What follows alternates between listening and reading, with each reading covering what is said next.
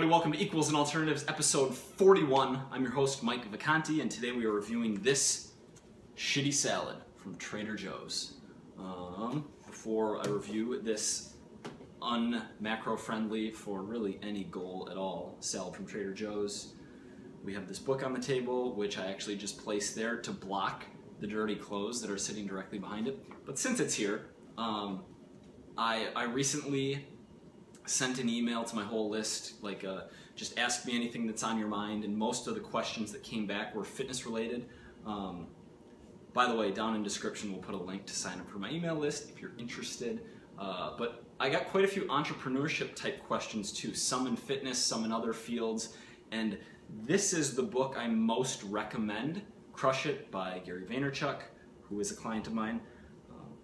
Mainly, I actually hadn't read this when I made my initial push to become an entrepreneur, to start my own company, but I read it, a year after I had started, and so much of the information in this book, which basically just says, here's this newish thing at the time in 2008, the internet, and here's how to use it to build a business.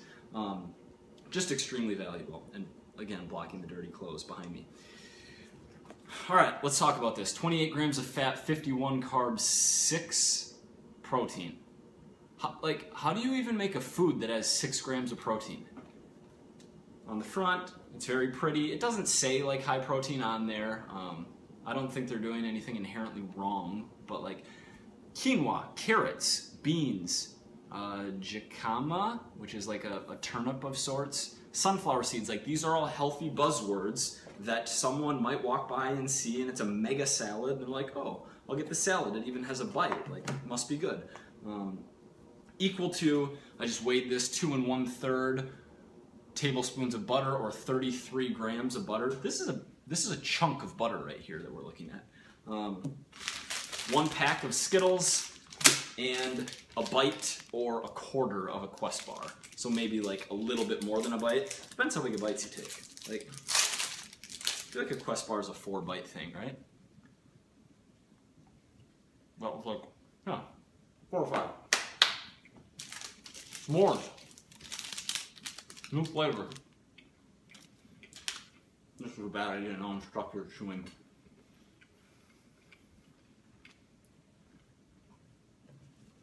I don't understand why anyone, unless you're a vegetarian, would ever eat a salad with these ingredients without protein, or unless you have some sort of kidney issues that have you on a low protein diet, or if you're in a deficit and trying to lose lean body mass, in which case you go deficit and super low protein. So unless you want to lose muscle mass or you have kidney issues, I would never buy this. It does, there are 10 grams of fiber in here. Sorry, 6 grams of fiber. Probably 3 grams in the bite I just took of this bar. So, I guess that's an upside. We're getting some vegetables. We're getting some 80% of our vitamin A, 40% of our vitamin C. Vitamin C we hit anyway, but 80% of vitamin A is cool. But yeah, just, you've watched the show. Be careful when you're picking out salads. Careful about the cheese and the dressing and all those other things. You want to add some kind of lean meat or even a little bit fattier meat to get protein in there, chicken, shrimp. Avoid Parmesan crusted or fried meats and add grilled or broiled or something along those lines. Alternative. For our alternative, today's a training day for me. I trained back today. And what I am going to eat is, it's lowish fat, 75 fat, so it's not that low fat, but I'll eat a bunch of these Brussels sprouts, which are a free veggie. I will count the olive oil I used to make them, which is probably a tablespoon in a whole batch, so not very much. I have these chicken breasts, these thinly sliced chicken breasts, so I'll have 2 of those for 40-ish grams of protein, and then 2 to 3 packets of oatmeal, 78 to 80 carb, a little bit of fat, a little bit of tag along, 15 protein. For my 180 protein, 430 carbs, 75 fat back day that I did. All right, the alternative's going strong, guys. Anything else? But I get a lot of questions about Quest bars. Do you like Quest bars? Are Quest bars good? Should I count net carbs or should I count all the carbs? And I really wanted to make a formal video about this, but I feel like getting it off my chest anyway. Quest bars are absolutely fine, and you can eat them, and I eat them, and I think they're tasty. Personally, I count total carbs in everything besides high fiber veggies. And the reason I do that, and the reason I have my clients do that, is because I want to incentivize eating leafy greens and eating non-starchy vegetables, basically, because they're good for us. And if you know you can eat a bunch of those, and the reason that they are a little bit free is because a lot of their calories come from fiber, which isn't fully absorbed and also decreases absorption of other macronutrients. So that's where like the net carbs come from. That's where backing fiber out comes from. Here, Quest bars specifically is why I don't count net carbs in Quest bars. And it's just because I don't believe the label.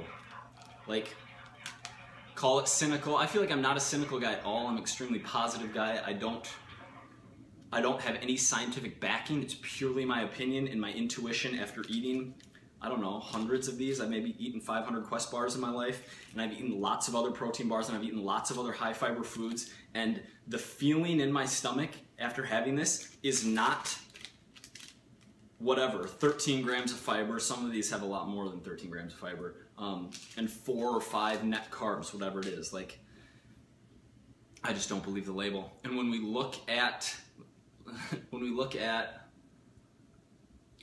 protein powder, or we look at these big supplement companies that aren't regulated, and when they are tested in labs, do not have the specific ingredients or the amount of those ingredients that they say they have on the label, it just opens up the door to skepticism with nutrition labels. And I don't know, I hope I'm wrong, like, because this is delicious and I would love for it to have this much fiber, but my intuition tells me that after eating 1 or 2 or 3 of these, that I didn't just consume 40 or 50 grams of fiber. So yeah, that's my non-fact-based, non-scientific opinion about Quest bars. Question of the day. If you could only train one body part, no, if you could only do one exercise for the rest of your life, what would it be? I have a feeling a popular answer is going to be deadlifts because it hits the whole posterior chain, upper, lower body. Personally, I think I would actually go with a moderate to wide grip overhand pull-up, just because more upper arm action, like lat width is trained with a pull-up versus girth or depth, or like, you know, like when you see guys who are a little bit stockier and have super deep backs, like they just look like a rock, versus a guy who you can tell does 40 pull-ups, or a girl who can do 40 pull-ups with wider lats, like wings that look when you look in the mirror and you see this going on. That comes from pull-ups, and I prefer that look. Although that means I can't train legs for the rest of my life, which I don't know, I have mixed feelings about. That's it. Remember, your body's still counting macros, even if you're not.